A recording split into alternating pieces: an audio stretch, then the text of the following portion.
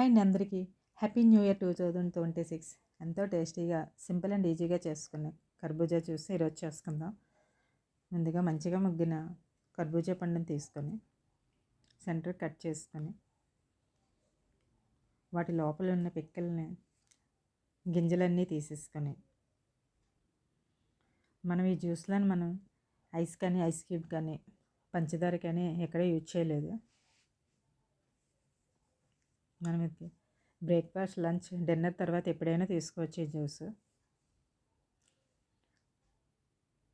వాటి లోపల గింజలు తీసేసిన తర్వాత సన్నగా చిన్న చిన్న ముక్కలుగానే కట్ చేసుకొని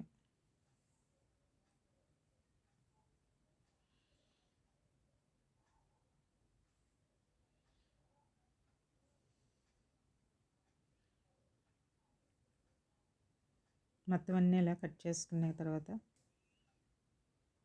అలాగే 1 or 2 స్పూన్ తేనె, స్మాల్ కప్పు బెల్లం తురుము, అలాగే కప్పు మిల్క్ తీసుకుని ఇప్పుడంతా ఖర్జూరాలు అలాగే జీడిపప్పు, బాదము తీసుకొని కర్బూజా ముక్కలు కప్పు అయింది ఆ కాయకి. ముందుగా మిక్సీ జార్లోని పిక్కి తీసిన ఖర్జూరం వేసుకొని బెల్లం తురుము కూడా వేసి మెత్తగా పేస్ట్ లాగా చేసుకున్న తర్వాత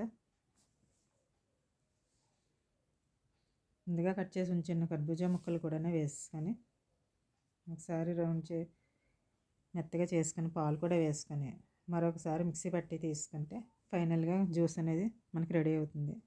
ఇక్కడ సబ్జాలు ఒక 5 minutes నానబెట్టి ఉంచుకుంటే మంచిగా నాని ఉంటాయి. సబ్జా గింజలు 1 స్పూన్ తేనె వేసుకొని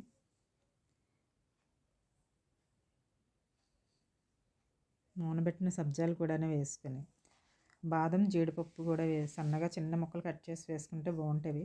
ఈ జ్యూస్ ఇలాగే తీసుకున్న వెంటనే బాగుంటుంది, లేదా ఒక 20 minutes ఫ్రిడ్జ్లో ఉంచి తీసుకున్న బాగానే ఉంటుంది.